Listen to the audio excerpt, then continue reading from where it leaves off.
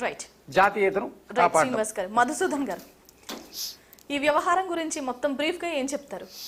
అంటే మొట్టమొదటి గుర్తించాల్సింది ఏంటంటే భాష అంటే అదేదో థర్డ్ పార్టీ అఫేర్, మనుషులు వేరు భాష వేరు అని చూడటం వల్ల వచ్చేటువంటి మొదటి ప్రాబ్లం ఇది.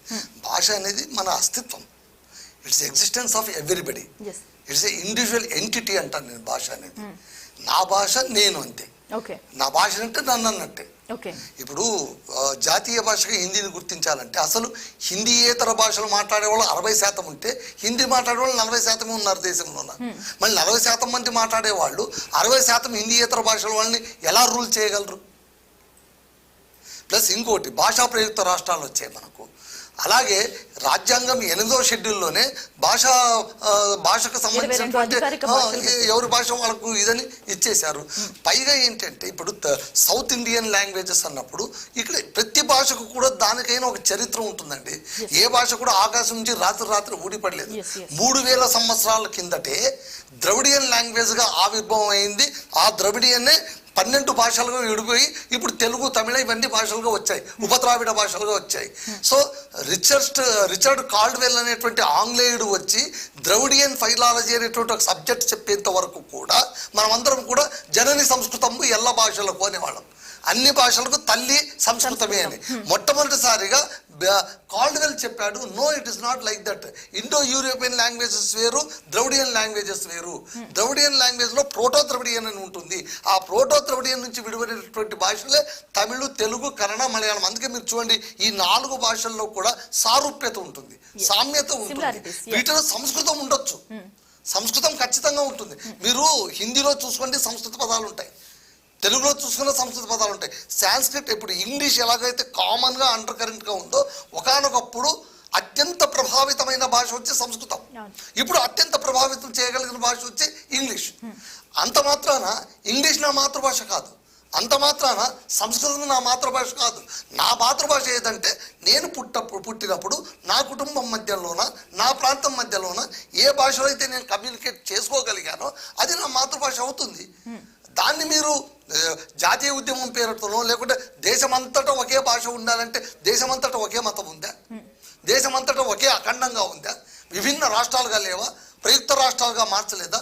భిన్నత్వంలో ఏకత్వం అన్న మన సూక్తిని ఎందుకు గొడ్డలు పెట్టుగా పెడుతున్నారు మీరు? ఓకే, తెలుగు వాళ్ళకు మనకు అంత అంటే ఏంటి, పెద్దగా మనకు ఉద్యమాలు అవన్నీ కూడా గిడుగు రామూర్తి పంతులు, గురజాడ అప్పారావు, గిడుగు రామూర్తి పంతులు అద్భుతంగా చెప్పాడు. గిరిజన భాషల్లో, కోయ భాషల్లో కూడా తెలుగు ప్రభావం ఉంది. సవర భాషలోనే తెలుగు మాటలు చాలా ఉన్నాయి. అది ఆయన పరిశోధించి చెప్పినటువంటి మాట. సో ప్రతి భాషకు కూడా ఎంటిటీ ఉంటుంది అనడాన్ని ఎందుకు మర్చిపోవాలి? మళ్ళీ కేంద్ర విద్యామంత్రి మీరు హిందీని సక్రమంగా అమలు చేయలేకపోతే మీకు విద్యా సమగ్ర అభియాన్ కింద మీకు ఇంత అమౌంట్ మీకు నిలబెడతామనడానికి ఎవడప్పు సొమ్ము అంటే ఇది? వాళ్ళు తమిళ వాళ్ళు అదే అడిగారు, ఎవడప్పు సొమ్మని నువ్వు ఆపుతావు? మేము ఇండియాలో ఉన్నామా లేకుంటే వేరే దేశంలో ఉన్నామా? ఇండియాలోనే కదా ఉండేది మనము. కాబట్టి నువ్వు భాష పేరిట ఇంకోటి పేరిట బ్లాక్మెయిల్ చేయడానికి పోతే ఇంకోటి చెప్తాను చూడండి. ఈ రోజు రేపట్లోన నరేంద్ర మోడీ వచ్చినా, రాహుల్ గాంధీ వచ్చినా, ప్రియాంక గాంధీ వచ్చినా, ఎవరు వచ్చినా కూడా తెలుగులో 2 ముక్కలు, తమిళ్లో 2 ముక్కలు మాట్లాడలేని ఒక పరిస్థితి ఏర్పడింది ఇక్కడ. అన్ని తీరాలి, అనకపోతే నీకు కనెక్టివిటీ ఉండదు, నిన్ను చూడరు అసలు. మరి అంత ప్రాధాన్యం ఉన్న భాషను సింగిల్ టేక్లో నేను తీసి పడేస్తాను, నేను పెట్టేస్తాను, నేను అంత ఒకే భాష పెడతాను, హిందీ పెడతానంటే మీ వల్ల కాదండి అది. రైట్ మధుసూదన్ గారు, అంటే ఇక్కడ కొంచెం పొలిటికల్ గా మాట్లాడుకుంటే ఎంపీ రిప్రజెంటేషన్ అనేది సౌత్ లో కొంచెం తక్కువ. ఏ చట్టం చేసినా ఇక్కడ అంత స్ట్రాంగ్ గా లేరు. చట్టం వరకు చేయలేరండి. ఈ విద్యా విధానాన్ని ఖచ్చితంగా అందుకే అవలంబించాలని ప్రెషర్ చేస్తుందా? మీకు ఒక విషయం చెప్తాండి, తమిళనాడులోన ఇలాంటి పోరాటం జరిగినందువల్లనే జాతీయ పార్టీలు ఈవెన్ విద్యా విధానంలో కూడా త్రిభాషా విద్యా విధానం అంటే మాకు వద్దుపో అన్నారు వాళ్ళు. మాకు ద్విభాషా విద్యా విధానమే ఉండాలి అన్నారు. త్రిసూత్రం కాదు, 3 languages we don't want, we want only 2 languages అని బలగుది చెప్పారు. ఎంత ఏకభావం ఏర్పడిందంటే ఈ దేశంలో పుట్టిన హిందీ వద్దంటారు, ఇంగ్లీష్ నేర్చుకుంటామంటారు. అంటే వీటన్నిటికీ కారణం ఏంటి? నువ్వు పొలిటిక్స్ చేయడం వల్ల. సో ఎవరిని మీరు ఇన్సిస్ట్ చేయలేరు. మీరు అనుకోవచ్చు కేంద్రంలో మేము ఉన్నాం, చట్టాలు చేస్తామంటే కనుక సౌత్ నార్త్ వేరైపోతుంది. అప్పుడు ఏం చేస్తారు మీరు? అంటే ఇక్కడ ఎంపీలు లేరా? ఈ రోజు ఏమైపోయింది? ఎన్డీఏ కూటమి పరిస్థితి ఏంటి ఇవాళ? ఆంధ్రప్రదేశ్ లేదు మనగలుగుతుంది? లేదు కదా. ఎల్లకాలము థమ్స్అప్ మెజార్టీతోన కంప్లీట్ మెజార్టీతోనూ ఉండి మేము మాట్లాడుతున్నాం లేదు. ప్రజలు ఎప్పటికప్పుడు బుద్ధి చెప్తూనే ఉంటారు. వాళ్ళని ఎక్కడ కూర్చోబెట్టాలో అక్కడే కూర్చోబెడుతూ ఉంటారు. కాబట్టి నువ్వు భాషతోనో మతంతోనో కులంతోనో ఎక్కువ కాలం రాజకీయాలు చేయలేవు. చేయొచ్చేమో, ఎక్కువ కాలం చేయలేవు. ఇప్పుడు కంపల్షన్స్ ఎట్లొచ్చాయి? ఇప్పుడు బీసీ కులగణంలోనే బీసీ పదం ఎట్లా చిచ్చురేగింది? ముస్లిమ్స్ని కూడా రిజర్వేషన్లు పెడతాము, వాళ్ళని బలహీనలుగా కొంచెం బీసీలు చూపిస్తామంటే ఎందుకు మళ్ళీ అంత చిచ్చురేగింది? సో దేన్ని కూడా నువ్వు ఎక్కువగా ఫ్లేర్ అప్ చేయొద్దు అని చెప్తున్నాను. రైట్ అండి. ముఖ్యంగా భాషకు సంబంధించి మాత్రం ఒకటైతే నా వరకు నాకు అనిపించింది ఒకటేనండి, ప్రతి భాషకు కూడా వందల చరిత్ర కాదు, వేల కొద్ది ఏళ్ల చరిత్ర ఉంది. ప్రాచీన హోదా ఇచ్చారు కదండి, తెలుగు ప్రాచీన హోదా ఇచ్చారు, తమిళకి ఇచ్చారు, కన్నడకి ఇచ్చారు. ప్రాచీన హోదా ఎందుకు ఇచ్చావు నువ్వు? హెరిటేజ్ లాంగ్వేజ్ అని ఎందుకు చెప్పావు? మీరు గౌరవించిన భాషను మీరే గుర్తించకపోతే ఎట్లా? రైట్ అండి. మనతో జూమ్ లో జాయిన్ అవుతున్నారు ప్రొఫెసర్ రేఖారావు గారు, అలాగే బీజేపీ పార్టీ నుంచి పివి రెడ్డి గారు. ఫస్ట్ ఆఫ్ ఆల్ ప్రొఫెసర్ రేఖారావు గారి ఒపీనియన్ తీసుకుందాం. రేఖ గారు,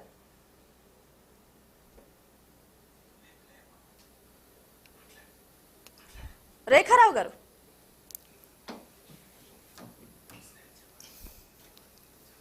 రేఖారావు గారు చెప్పండి. జాతీయ విద్యా విధానాన్ని పూర్తిగా అవలంబించకపోతే నిధులు ఇవ్వమంటూ కేంద్ర ప్రభుత్వం చెప్పడం సబబేనా? అసలు జాతీయ విద్యా విధానంలో భాషలకు సంబంధించి ఎలాంటి నియమాలు ఉన్నాయి?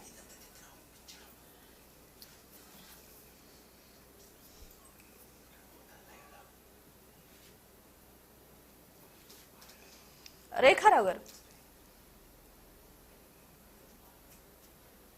రైటా? పివి రెడ్డి గారు,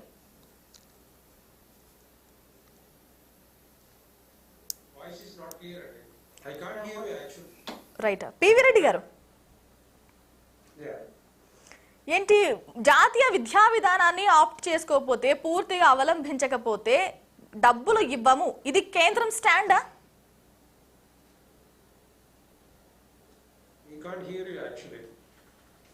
రైట్ అండి.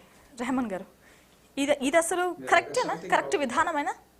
గాయత్రి గారు, ఇది ఫెడరల్ స్ఫూర్తికి విరుద్ధం. అంటే ఈ దేశం అనేది అనేక రాష్ట్రాల కలయికతోటి ఈ దేశం ఏర్పడ్డది.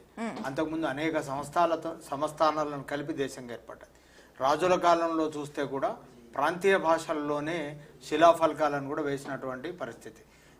ఇప్పుడు అలా లేదు కదా. మన రాజ్యాంగం చూసినా, లేదంటే అఫీషియల్ గా ఇచ్చే డాక్యుమెంట్స్ చూసినా అక్కడికే వస్తుంది. అయితే హిందీలో ఉంటే, లేదంటే ఇంగ్లీష్ లో ఉంటే, అయితే అదే అక్కడికే వస్తున్నా. ఈ దేశంలోకి ఇంగ్లీషు బ్రిటిష్ వాళ్ళే రాలేదండి. అంటే ఇవి మనం అంటే ఈ దేశంలో ఆ సాహిత్యం పెరిగి, లేకపోతే దానివల్ల సాంస్కృతిక పునర్జీవన ఉద్యమాలు వచ్చి, రాజా రామ్మోహన్ రాయ్ లాంటి వాళ్ళు మిగతా ఆంగ్ల భాషను నేర్చుకోవడం వల్ల అనేక ఉద్యమాలు వచ్చినాయి. అది వేరే చర్చ. అయితే ఈరోజు ఇంగ్లీష్కు సంబంధించి ఇది ప్రపంచ భాషగా ఉంది. ఈ రోజు గ్లోబల్కి ఒక లాంగ్వేజ్ అనేది అవసరమైంది. గ్లోబలైజేషన్లోకి